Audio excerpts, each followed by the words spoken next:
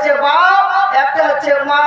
এই দুইটা মানুষের পদ্ধতিতে পৃথিবীতে আপনি আসছেন। আপনি পৃথিবীতে আসার পিছনে কারণ রয়েছে আপনার মা, আপনার বাপ। এইবার এই বাপ সম্পর্কে, এই মা সম্পর্কে আল্লাহ পাক রব্বুল আলামিন কি বলছে, এই পিতা এবং এই মাতা সম্পর্কে আমি আপনাদের সামনে সংক্ষিপ্ত সময়ের মধ্যে আলোচনা করব ইনশাআল্লাহুল আজিজ। আল্লাহ পাক রব্বুল আলামিন কোরআনুল কারীমের মধ্যে বলছেন, ওয়াকাদা রাব্বুকা, পৃথিবীর মানুষ, ওয়াকাদা রাব্বুকা, তোমার পালনকর্তা নির্দেশ দিচ্ছে, তোমার রব পালনকর্তা নির্দেশ দিচ্ছে। পালনকর্তাকে, যিনি সৃষ্টি জগতের স্রষ্টা, তিনি আল্লাহ পাক রব্বুল আলামিন বলছেন, আল্লাহ তা'বুদু ইল্লা। পৃথিবীর মানুষ কান খুলে শুনে নাও, গোটা পৃথিবীতে একমাত্র আমার ইবাদত করবে, আমার ছাড়া কাউরে ইবাদত করবে না। আমার ইবাদত করার পরে অন্য কাউরে যদি ইবাদত করানো হয় সেটাকে বলা হয় শিরক, সেটাকে বলা হচ্ছে শিরক। কিন্তু আপনাকে আমি বলছি, আল্লাহর যে ক্ষমতা আছে, আল্লাহর যে ক্ষমতা আছে, এই ক্ষমতা যদি অন্য কাউরি কাছে থাকে, অন্য কাউরি কাছে আছে, এটা যদি আপনি বিশ্বাস করেন, এটা যদি আপনি মানেন, এটাও হবে শিরক। যার কারণে আল্লাহ পাক রব্বুল আলামিন বলছেন, ওয়াকাদা রাব্বুকা আল্লা তা'বুদু ইল্লা। পৃথিবীর মানুষ কান খুলে শুনে নাও, সর্বপ্রথমে আমার ইবাদত করবে, আমার ছাড়া কাউকে ইবাদত করবে না। গোটা পৃথিবীর মানুষকে আল্লাহ পাক রব্বুল আলামিন জানিয়ে দিচ্ছেন এবং বলছেন, যিনি সৃষ্টি জগতের স্রষ্টা, তিনি বলছেন, আমার ইবাদত করো, আমার ছাড়া কাউকে ইবাদত করিও না। আল্লাহর ইবাদত করার পরে পরে, আল্লাহ পাক রব্বুল আলামিনের ইবাদতের পরে পরে কি করতে হবে? এইবার আল্লাহ পাক রব্বুল আলামিন বলছেন, ইয়্যাহু ওয়া বিল ওয়ালিদাইনি ইহসানা। বিস্তারিত আলোচনা। আল্লাহ পাক রব্বুল আলামিন বলছেন, পৃথিবীর মানুষ আমার ইবাদত করো এবং আমার ইবাদতের পরে পরে ইয়্যাহু ওয়া বিল ওয়ালিদাইনি ইহসানা, তোমার পিতামাতার প্রতি দেখাশোনা করো, তোমার পিতামাতার প্রতি ইহসান করো, তোমার পিতামাতার প্রতি সৎ ব্যবহার করো, তোমার পিতামাতার সাথে ভালো ব্যবহার করো। আল্লাহ পাক রব্বুল আলামিন জানাচ্ছেন মানুষকে জানাচ্ছে, আমার ইবাদত করো, আর আমার ইবাদতের পরে পরে পিতামাতার প্রতি ইহসান করো। পিতামাতা কি জিনিস? পিতামাতা কত গুরুত্বপূর্ণ জিনিস, পিতামাতা কত বড় জিনিস আপনাকে আমি বলছি। আল্লাহ পাক রব্বুল আলামিন পিতা এবং মাতার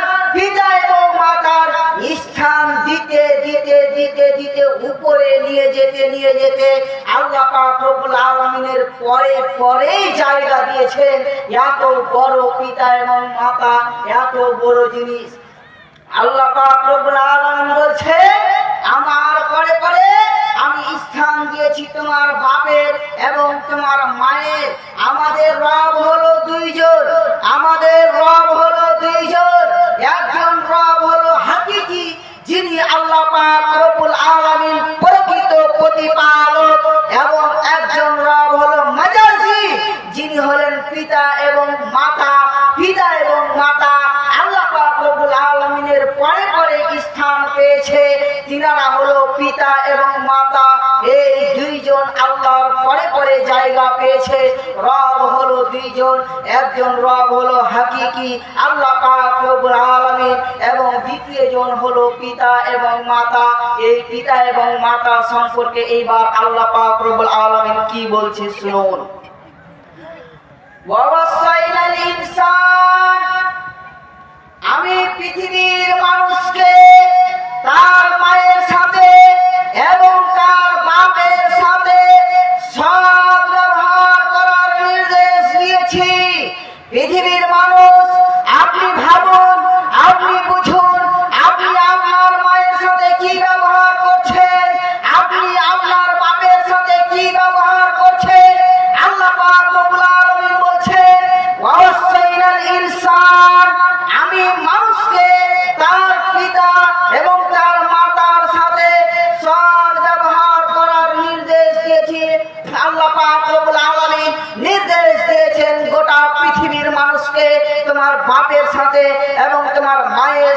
সৎ ব্যবহার করো। কি কারণে সৎ ব্যবহার করতে বলেছে? কি কারণ রয়েছে? এর ভিতরে কিছু কারণ রয়েছে, নইলে কেন সৎ ব্যবহার করতে বলছে, কেন ভালো ব্যবহার করতে বলছে? তারপরে এইবার আল্লাহ পাক রব্বুল আলামিন বলছেন কি, হামালাতুহু উম্মুহু ওয়াহনান আলা ওয়াহনিন ওয়া ফিসালুহু ফি আমাইন। তার মা তাকে কষ্টের পরে কষ্টে গর্ভে ধারণ করে। তার মা তাকে কষ্টের পরে কষ্টে গর্ভে ধারণ করে। একজন মা জানে একজন বাচ্চা জন্ম দিতে গেলে কি কষ্ট ভোগ করতে হয়। এই জগতে, এই পৃথিবীতে অন্তত আল্লাহ পাক রব্বুল আলামিন আর মা ছাড়া পৃথিবীতে কেউ জানে না একটা বাচ্চা দান করতে গেলে কি কষ্ট ভোগ করতে হয়, একটা বাচ্চা দিতে গেলে কি কষ্ট ভোগ করতে হয়। যেই একমাত্র জানে সেটা হলো রব আল্লাহ পাক রব্বুল আলামিন। আর দ্বিতীয়ত হলো মা। বাবাও জানে না একটা বাচ্চা জন্ম দিতে গেলে কি কষ্ট ভোগ করতে হয়, বাবা জানে না কত কষ্ট ভোগ করতে হয়। মা ছাড়া এই জগতে কেউ জানে না। এইবার কত কষ্ট আপনাকে আমি বলছি, কত কষ্ট ভোগ করতে হয় একটা মাকে, কত কষ্ট ভোগ করতে হয় একটা বাচ্চা দান করতে গেলে মাকে কত কষ্ট ভোগ করতে হয় আপনাকে আমি বলছি। একটা বাচ্চা জন্ম দিতে গেলে মার কি কষ্ট হয় আপনাকে এইবার আমি বলছি। একজন মা, একজন মহিলা, একজন বোন, একজন ফুফু বাচ্চা যখন পেটে আসে প্রথম দিন থেকে নিয়ে 10 মাস পর্যন্ত মা খেতে পারে না, পেটের ব্যথাতে থাকতে পারে না, ছেটকার করতে পারছে না, ভালো মন্দ কিছু খেতে পারছে না। যা খাচ্ছে ভিতর থেকে বাইরে চলে আসছে, উল্টি হয়ে যাচ্ছে, জিয়ে উঠছে না, যেটাকে বলে জি খারাপ করছে, জি আইলবেল করছে, কিছু খেতে পারছে না। এই মা এত কষ্ট ভোগ করে। এইবার এই বাচ্চা দান করতে গেলে কত কষ্ট ভোগ করতে হয়। প্রথম দিন থেকে নিয়ে 10 মাস 10 দিন পর্যন্ত কি কষ্ট ভোগ করতে হয় একটা মাকে।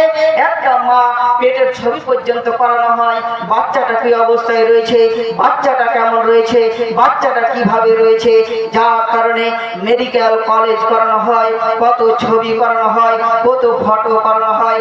এইবার একটা মায়ের যখন সময় আসে বাচ্চা পৃথিবীতে আসবে, বাচ্চা প্রসব করবে, এই সময়তে সেই মাটাকে বাড়িতে রাখতে পারে না, বাড়িতে থাকতে পারছে না, বাড়িতে প্রসব করতে পারছে না। মালদা মেডিকেলে নিয়ে যাওয়া হচ্ছে, রায়গঞ্জ মেডিকেলে নিয়ে যাওয়া হচ্ছে, ইটাহার নার্সিং হোমে নিয়ে যাওয়া হচ্ছে। এইবার ডাক্তারবাবু বেশ কিছু সাজেশন, বেশ কিছু সার্জেন সাজেশন দিয়ে দিচ্ছে, বেশ কিছু সার্জেন সাজেশন দিয়ে দিচ্ছে কি, এই পৃথিবীতে বাচ্চাটা যে রয়েছে, পেটের ভিতরে যে বাচ্চাটা রয়েছে, আর যে মহিলাটা বাচ্চাটাকে নিয়ে রয়েছে, এই বাচ্চাটাকে বাঁচানো অসম্ভব। এই বাচ্চাটা বাঁচবে না। এই পেটের ভিতরে যে বাচ্চাটা রয়েছে, এই বাচ্চাটাকে আমরা বাঁচাতে পারবো না। এবং যে মা বহন করছে, যে মায়ের পেটের ভিতরে রয়েছে, এই মাও পৃথিবীতে আর বাঁচবে না। আমাদের হাত নেই, ডাক্তার যদি বলে দেয় সরি, আর কিছু করার নেই। কিন্তু ডাক্তার বাবুকে আমি, আপনি, ওই মা, ওই মায়ের স্ত্রী, ওই মায়ের স্বামী, ওই মায়ের স্বামী, ওই মায়ের শাশুড়ি, শ্বশুর সবাই মিলে তখন ডাক্তার বাবুকে প্রশ্ন করছে, ডাক্তার বাবু এই পৃথিবীতে বাচ্চাটা বাঁচবে না, পৃথিবীতে বউটা বাঁচবে না, পৃথিবীতে মাও বাঁচবে না, বাঁচার কি কোনো উপায় আছে, বাঁচার কি কোনো পথ আছে? এমন কোন পথ অবলম্বন করলে যে পৃথিবীতে বাচ্চাটা বাঁচবে, বাচ্চার মাও বাঁচবে? সে সময় সার্জেন সাজেশন দিয়ে দিচ্ছে, পৃথিবীতে বাচ্চাটা বাঁচবে যদি এই মহিলার পেটটাকে কেটে দেওয়া হয়। এই মহিলার পেটটাকে আমি কেটে দিব, এই পেটটাকে কেটে দিয়ে পৃথিবীতে বাচ্চাটাকে নিয়ে আসবো। পৃথিবীতে বাচ্চাটা আলো দেখবে, পৃথিবীতে বাচ্চাটা আলো বাতাস পাবে, এবং পৃথিবীতে বাচ্চাটার এইভাবে জন্ম হবে। মায়ের পেটটাকে যদি কেটে দিই তাহলে পৃথিবীতে জন্ম হবে, তাহলে বেঁচে থাকবে, নইলে বাঁচা অসম্ভব। একজন মা বাচ্চা দান করতে গেলে পেটটাকে পর্যন্ত কেটে দিতে বাধা করে না। পেটটাকে কেটে দিয়ে একজন মা পৃথিবীতে বাচ্চাকে দান করে।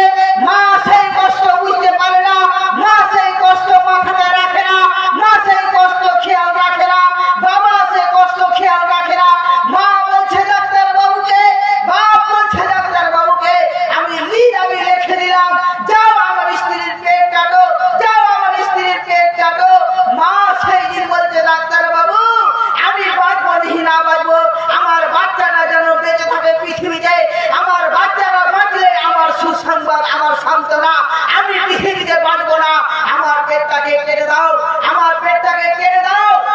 বাঁচবো কি না বাঁচবো, আমার বাচ্চাটা বাঁচলেই হলো। সেই দিন তোমার মায়ের পেট কেটে তোমাকে জন্ম দিয়েছিল মালদা মেডিকেল কলেজে। সেই দিন তোমার মা তোমাকে জন্ম দিয়েছিল রায়গঞ্জ মেডিকেল কলেজে। সেই দিন তোমার মা ইটাহার নার্সিং হোমে জন্ম দিয়েছিল কলেজে, পেটটাকে কেটে দিয়ে। সেই দিন তোমার মা একটাও কিচ্ছু ভাবেনি, পেটটাকে কাটা পর্যন্ত কিছু ভাবেনি। যুবক তোমাকে আমি বলছি, যুবক তোমাকে বলছি, তুমি কান খুলে শুনে নাও। তোমার মায়ের জন্ম দেওয়া তোমার অপরাধ ছিল। তোমার মা তোমাকে জন্ম দিয়েছে, তার এক নম্বর অপরাধ হলো তোমার বাপের সাথে সংঘর্ষ সহবাসে লিপ্ত হয়েছিল। তোমার মায়ের দ্বিতীয় অপরাধ হলো, তোমার মায়ের দ্বিতীয় অপরাধ হলো তোমাকে গর্ভে ধারণ করেছিল। তোমার মায়ের তৃতীয় অপরাধ হলো তোমাকে মালদা মেডিকেলে নিয়ে গিয়ে পেটটাকে কেটে দিয়ে প্রস্রাব করে দেওয়া হয়েছিল। তোমার মায়ের চতুর্থ অপরাধ ছিল তোমার মা হসপিটালের বেডে সাদা বেডটাকে রক্ত রঞ্জিত করে দিয়েছিল, লাল করে দিয়েছিল, হাঁটু ঘোরা গোছা চুল লালে রক্ত রঞ্জিত হয়ে গেছিল। তোমার মায়ের পঞ্চম অপরাধ হলো তোমার মা তোমাকে বুকের দুধ পান করিয়েছিল। যুবক, যুবক তুমি কি ভাবছো এগুলো তোমার মায়ের অপরাধ? পৃথিবীর মানুষ, তুমি কি ভাবছো এগুলো তোমার মায়ের অপরাধ? না যুবক, কখনো নয়, এগুলো তোমার মায়ের অপরাধ নয়। মালদা মেডিকেলে যাওয়াটা তোমার মায়ের অপরাধ নয়, পেটটাকে কেটে দিয়ে জন্ম দেওয়াটা তোমার মায়ের অপরাধ নয়, দুধ খাওয়াটা তোমার মায়ের অপরাধ নয়। এইগুলো ছিল তোমার মায়ের অবদান, এইগুলো ছিল তোমার মায়ের অবদান, এইগুলো ছিল তোমার মায়ের অবদান। সেই দিন তোমার মায়ের অবদান যদি না থাকতো, সেই দিন তোমার মায়ের অবদান যদি না থাকতো, তাহলে সেই দিন তোমার মায়ের অবদান না থাকলে তুমি পৃথিবীতে থাকতে না, তুমি পৃথিবীতে বাঁচতে না, তুমি পৃথিবীর আলো দেখতে না। যুবক তোমাকে আমি বলছি, একজন মা পারে তোমাকে সব কিছু করাতে। তুমি বড় আলেম হয়েছ, তুমি বড় ডাক্তার হয়েছ, তুমি বড় ইঞ্জিনিয়ার হয়েছ, তুমি বড় প্রফেসর হয়েছ, তার অবদান রয়েছে তোমার মায়ের এবং তোমার বাপের। তোমার মায়ের এবং তোমার বাপের, তোমার বাপের অপরাধ ছিল কি? তোমাকে ঘাড়ে করে স্কুলে পৌঁছে দিত। তোমার বাপের অপরাধ ছিল কি? ভ্যান বয়ে, রিক্সা বয়ে, টোটো বহন করে যে টাকা উপার্জন করতো, সে তোমার বাপ শীতের দিনে তোমার বাপ নিজের জন্য একটা কিছু না করে তোমার জন্য জ্যাকেট কিনতো, তোমার জন্য কম্বল কিনতো, তোমার জন্য পোশাক কিনতো। এইটা ছিল তোমার বাপের অপরাধ। তোমার বাপের অপরাধ ছিল কি? তোমাকে পয়সা দিয়ে দিয়ে নিজের ভিক্ষুকের মতো থাকতো, নিজের ভিক্ষুক করে যাওয়ার মতো থাকতো, ফকিরের মতো জীবনযাপন করতো। এত কিছু কেন? তোমার অবস্থা এত কিছু কেন? তোমার ছিঁড়া পোশাক কেন? তোমার একটা জ্যাকেট জুটে না কেন? তোমার মাফলার জুটে না কেন? আর ভাই বলিও না, আর ভাই বলিও না, ছেলেটাকে মাদ্রাসায় পড়াচ্ছি, ছেলেটাকে বিএড করাচ্ছি, ছেলেটাকে বিএড করাচ্ছি, ছেলেটাকে এমএ করাচ্ছি, ছেলেটাকে কলেজে পড়াচ্ছি, যার কারণে পয়সা জোটাতে পারছি না। এইগুলো তোমার বাপের অপরাধ ছিল না যুবক, এইগুলো তোমার বাপের অপরাধ ছিল না, এইগুলো ছিল তোমার বাপের অবদান, এইগুলো ছিল তোমার বাপের অবদান, এইগুলো ছিল তোমার বাপের অবদান। এইবার তোমার মায়ের অবদান কি? আল্লাহ পাক রব্বুল আলামিন বলছেন, অফিসাল লুফি আমাই, লাগাতার যুবক, লাগাতার তোমাকে আমি 2 বছর দুধ পান করিয়েছি, 2 থেকে 2.5 বছর পর্যন্ত দুধ পান করিয়েছি। গোটা পৃথিবীতে মায়ের দুধের কি পাওয়ার রয়েছে, মায়ের দুধের কি শক্তি রয়েছে, মায়ের দুধের কি শক্তি রয়েছে। গোটা পৃথিবীতে যে সন্তান মায়ের দুধ পায়নি, সে সন্তানই জানে মায়ের দুধের কি গুণ রয়েছে, সেই সন্তানই জানে মায়ের দুধের কি গুণ রয়েছে, বাকি কেউ জানে না। মায়ের দুধের এত পাওয়ার, 40 বছর পর্যন্ত আপনাকে কেউ বেমারি করতে পারবে না, 40 বছর পর্যন্ত আপনার শরীরে কোনো তাগত কমবে না। মায়ের দুধের এত পায়া, মায়ের দুধ আপনি কত ভোগ করেন আপনি জানেন?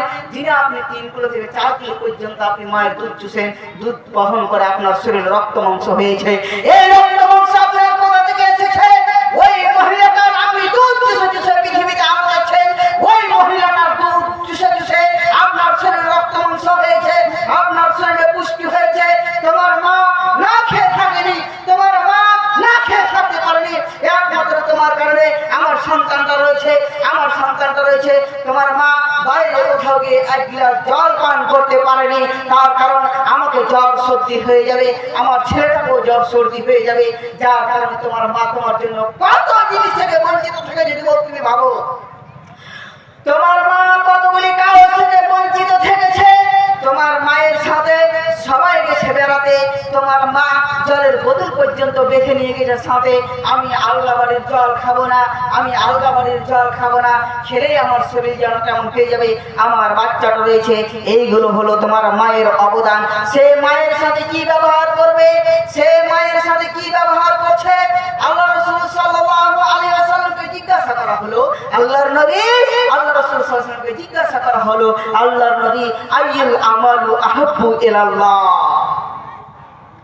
আল্লাহর নবী ইবাদতের জগতে যত ইবাদত রয়েছে, ইবাদতের জগতে যত ইবাদত রয়েছে, সব থেকে পছন্দনীয় আমল কোনটি, সব থেকে উত্তম আমল কোনটি? আল্লাহর নবী সাল্লাল্লাহু আলাইহি ওয়াসাল্লাম এক বাক্যে উত্তর দিচ্ছেন, ওয়ালাস সালাতু আলা ওয়াক্তিহা। সময় মতো সালাত আদায় করা, সময় মতো সালাত আদায় করা, সালাত আদায় করতে হবে। আল্লাহ পাক রব্বুল আলামিন বলছেন সময় মতো সালাত আদায় করা। প্রথমে আপনাকে আমি বলেছি ওয়াকাদা রাব্বুকা আল্লা তা'বুদু ইল্লা, পৃথিবীর মানুষ আমার ইবাদত করো, আমার ইবাদত ছাড়া কাউকে ইবাদত করিও না। আল্লাহর নবীর হাদিসে বলছেন কি, ওয়ালাস সালাতু আলা ওয়াক্তিহা, সময় মতো সালাত আদায় করা, সময় মতো সালাত আদায় করো, সময় মতো সালাত আদায় করো। আল্লাহ রাসূল সাল্লাল্লাহু আলাইহি সাল্লাম সালাতের এত গুরুত্ব দিয়েছেন। আল্লাহর নবী সাল্লাল্লাহু আলাইহি সাল্লাম বলছেন, বাইনাল আবদি ওয়া বাইনাল কুফরি ওয়া শিরক লা তারকুস সালাত। যেই ব্যক্তি সালাত আদায় করলো না সেই ব্যক্তি মুসলমান থাকলো না, যেই ব্যক্তি সালাত আদায় করলো না সেই ব্যক্তি মুসলমান থাকলো না। এবং ইহুদি খ্রিস্টান মুসলমান এবং কাফেরের মধ্যে আর মুসলমানের মধ্যে পার্থক্য হচ্ছে সালাত, মুসলমানের মধ্যে কাফেরের মধ্যে পার্থক্য হচ্ছে সালাত। যুবক ভাইরা, কালকে থেকে রমজান মাস চালু, আপনি তওবা করুন, আপনি ইস্তেগফার করুন, আর জীবনে সালাত ছাড়বেন না। মা আপনাদের বলছি, বোন আপনাদের বলছি, যার জীবনে সালাত নেই তার জীবনে কিচ্ছু নেই। আল্লাহ নবী সাল্লাল্লাহু আলাইহি সাল্লাম বলছেন, যে ব্যক্তি ইচ্ছাকৃতভাবে সালাত ছেড়ে দিল, যে ব্যক্তি সালাত ছেড়ে দিল সেই ব্যক্তি কাফের হয়ে গেল, সেই ব্যক্তি কুফরি করলো, সেই ব্যক্তি কাফের হয়ে গেল। এবার আপনাকে বলে দিচ্ছি কি, সালাত যে ব্যক্তির নেই, মা সালাত যে ব্যক্তির নেই, বোন সালাত যে ব্যক্তির নাই, ভাই সালাত যে ব্যক্তির নেই, সেই ব্যক্তির জানাজা নেই, সেই ব্যক্তির দাফন নেই, সেই ব্যক্তির কবরস্থানে দাফন করা যাবে না। বেনামাজি এত খারাপ, এত নিকৃষ্ট। আল্লাহ নবী সাল্লাল্লাহু আলাইহি সাল্লাম বলছেন, যে ব্যক্তি সালাত আদায় করলো না, যে ব্যক্তি সালাত ছেড়ে দিল, সেই ব্যক্তির জানাজা নেই, সেই ব্যক্তির দাফন নেই, সেই ব্যক্তিকে মুসলমানের কবরস্থানে গোরস্থানে তাকে জায়গা দেওয়া যাবে না। কুত্তা যেভাবে মরে যায়, কুত্তা যেভাবে মরে যাচ্ছে রোডে, ওইভাবে তাকে ফেলে দিতে হবে, ওইভাবে তাকে রেখে দিতে হবে। মা তোমাকে বলছি, তুমি নীতিকে পরিবর্তন করো, তুমি চেঞ্জ করো। মায়ের মূল্য কতটুকু রয়েছে, বাপের মূল্য কতটুকু রয়েছে বলতে গেলে আপনাকে বলে দিচ্ছি। আল্লাহ নবী সাল্লাল্লাহু আলাইহি ওয়াসাল্লাম বলছেন, হুয়া জান্নাতুকা ওয়া নারুকা। এই পৃথিবীর মানুষ কান খুলে শুনে নাও, হুয়া জান্নাতুকা ওয়া নারুকা। মা তোমাকে আমি বলছি, যুবক তোমাকে আমি বলছি, বাপ যারা রয়েছেন তাদেরকে আমি বলছি, আল্লাহ নবী সাল্লাল্লাহু আলাইহি ওয়াসাল্লাম বাপ সম্পর্কে মা সম্পর্কে বলছেন কি, এই পৃথিবীর মানুষ, এই যুবক তুমি কান খুলে শুনে নাও, তুমি কি জান্নাত দেখতে চাও, তুমি কি জাহান্নাম দেখতে চাও, তুমি দেখে নাও। যদি তোমার বাপ, তোমার মা, তোমার বাপই হচ্ছে জান্নাত, তোমার মাই হচ্ছে জান্নাত, তোমার বাপই হচ্ছে জাহান্নাম, তোমার মাই হচ্ছে জাহান্নাম, তোমার বাপই হচ্ছে জান্নাত, তোমার মাই হচ্ছে জান্নাত, তোমার বাপই হচ্ছে জাহান্নাম, তোমার মাই হচ্ছে জাহান্নাম। এই পৃথিবীর মানুষ কান খুলে শুনে নাও। আল্লাহ নবী সাল্লাল্লাহু আলাইহি সাল্লামকে একজন সাহাবী এসে জিজ্ঞাসা করলেন, আফজাল জামবিন কাবীরা। আল্লাহর নবী পাপ করতে করতে, অন্যায় করতে করতে, অত্যাচার করতে করতে এত বড় পাপ করেছি, এত বড় অন্যায় করেছি, এত বড় জুলুম করেছি। একজন সাহাবী এসে বললেন, আল্লাহর নবী আমি জেনার মতো পাপ করেছি, আমি ব্যভিচারের মতো পাপ করেছি, আমি এত বড় পাপ করেছি। বলছি যে পাপ আর পৃথিবীতে নেই। আমার কি কোনো তওবা, হাল্লি তওবা, হাল্লি তওবা, আমার জন্য কি কোনো তওবার দরজা আছে? আমার জন্য কি কোনো তওবার দরজা খোলা রয়েছে? আমি কি তওবা করলে ক্ষমা পাবো? আমি কি ক্ষমা প্রাপ্তির যোগ্য? আমি কি ক্ষমা পাবো? আল্লাহর নবী সাল্লাল্লাহু আলাইহি সাল্লাম সাহাবীকে কি বললেন? আউম্মি হাইয়াকা, এ প্রিয় সাহাবী কান খুলে শুনে নাও, আউম্মুকা হাইয়া, তোমার পৃথিবীতে তোমার মা কি তোমার বাড়িতে রয়েছে? তোমার বাপ কি তোমার বাড়িতে রয়েছে? সাহাবী বললেন জি হ্যাঁ। এইবার সাহাবী বললেন যাও তোমার মায়ের নিঃস্বার্থভাবে জীবন বাজি রেখে পিতামাতার সাথে সদ্ব্যবহার করো, পিতামাতার প্রতি হিসরু সলিস করো, পিতামাতার প্রতি সদ্ব্যবহার করো, পিতামাতার প্রতি নিঃস্বার্থে এবং জীবন বাজি রেখে পিতামাতার প্রতি খিদমত করো। আল্লাহর নবী এইখান থেকে বোঝাতে চেয়েছেন পৃথিবীর মানুষ, তোমার যদি পাপ হয়ে যায়, তোমার যদি অন্যায় হয়ে যায়, তোমার যদি অত্যাচার হয়ে যায়, তুমি তোমার পিতামাতার প্রতি দেখাশোনা করো, পিতামাতার প্রতি ইহসান করো, পিতামাতার খিদমত করো, তোমার পাপ ক্ষমা হয়ে যাবে। মা তোমাকে বলছি, তোমার মর্যাদা এত রয়েছে, তোমার দাম এত রয়েছে, তোমার পায়ের তলে জান্নাতকে রেখেছে, তোমার পায়ের তলে জাহান্নামকে রেখেছে। মা তোমাকে বলছে তোমার মর্যাদা কতটুকু করেছে, তোমার পায়ের তলে জান্নাতকে রেখেছে, তোমার পায়ের তলে জান্নাতকে রেখেছে। তার মর্যাদা তুমি যদি না দাও, তার মর্যাদা তুমি যদি না দাও, সে জান্নাত বাদ দিয়ে তোমাকে জাহান্নাম দাখিল করতে হবে। মা তোমাকে আমি বলছি তুমি কিভাবে চলবে? তুমি ফিরে যাও মা আয়েশা সিদ্দিকা রাদিয়াল্লাহু তাআলা আনহার জীবনে। মা তুমি ফিরে যাও ফাতেমাতুজ জোহরা রাদিয়াল্লাহু তাআলা আনহার জীবনে। মা তুমি ফিরে যাও খাদিজাতুল কুবরা রাদিয়াল্লাহু তাআলা আনহার জীবনে। মা তোমাকে আমি বলছি, তোমাকে আমি বলতে এসেছি মা, তোমার মর্যাদা এত রয়েছে, তোমার দাম এত রয়েছে, তোমার পায়ের তলে জান্নাতকে রেখেছে। এবার আমি আপনাকে বলতে চাইছি মা তোমার কত দাম, বাপ তোমার কত দাম। মাকে মায়ের মতো হতে হবে, বাপকে বাপের মতো হতে হবে। ইমাম বুখারী রাহিমাহুল্লাহ বলছেন, ইমাম বুখারী তিনার মা ইমাম বুখারী রাদিয়াল্লাহু তাআলা আনহু তিনি অন্ধ হয়ে গেলেন, চোখ দৃষ্টি হারিয়ে দিলেন, অন্ধ হয়ে গেলেন। এমন সময়তে ইমাম বুখারীর মা দোয়া করছে যে আল্লাহ আল্লাহ আল্লাহ, আমার ছেলে যেন চোখ খুঁজে পায়, আমার ছেলে যেন চোখের দৃষ্টি পায়। মায়ের দোয়া কবুল হয়ে গেল। মা আপনাকে ইমাম বুখারীর মতো মা হতে হবে। মা তুমি বেপরদা হয়ে চলবে, আর তোমার মায়ের নিচে জান্নাত তুমি ভোগ করবে। ধারণা তোমার ভুল, এই বিবেক তোমার ভুল। বাপ তোমাকে আমি বলছি বাপের মতো বাপ হতে হবে আপনাকে। আল্লাহর নবী সাল্লাল্লাহু আলাইহি ওয়াসাল্লাম বলছেন, এই পৃথিবীর মানুষ যারা বাপ রয়েছে, যারা মা রয়েছে, কান খুলে শুনে নাও। আল্লাহর নবী সাল্লাল্লাহু আলাইহি ওয়াসাল্লাম বলছেন সালাত আদায় করার পরে সুম্মা বিরুল ওয়ালিদাইন, ফিরে যাও তোমার পিতামাতার দিকে, ফিরে যাও তোমার মাতা পিতার দিকে, ফিরে যাও তোমার বাপ মায়ের দিকে। তাদের খিদমত করো, তাদের দিকে দেখাশোনা করো, তাদের প্রতি খিদমত করো। আল্লাহর নবী সাল্লাল্লাহু আলাইহি সাল্লাম সাহাবীদেরকে এবং গোটা পৃথিবীর উম্মতকে এই কথা বলে দিলেন এবং বললেন যাও এইবার পৃথিবীর মানুষ যুবক আপনাদের আমি বলতে চাইছি মা আপনার কত মর্যাদা। আল্লাহর নবী সাল্লাল্লাহু আলাইহি সাল্লামকে দিয়ে বলেছেন হে নবী কুল, হে নবী কুল, হে নবী আপনি গোটা পৃথিবীর মানুষকে বলে দেন মা আনফাকতুম মিন খায়রিন ফালিল ওয়ালিদাইন। গোটা পৃথিবীর মানুষকে আপনি বলে দেন, রাসূল সাল্লাল্লাহু আলাইহি ওয়াসাল্লামকে দিয়ে বলছেন আল্লাহ পাক রব্বুল আলামিন কুল, হে নবী আপনি বলে দেন মা আনফাকতুম মিন খায়রিন ফালিল ওয়ালিদাইন ওয়াল আকরাবিন।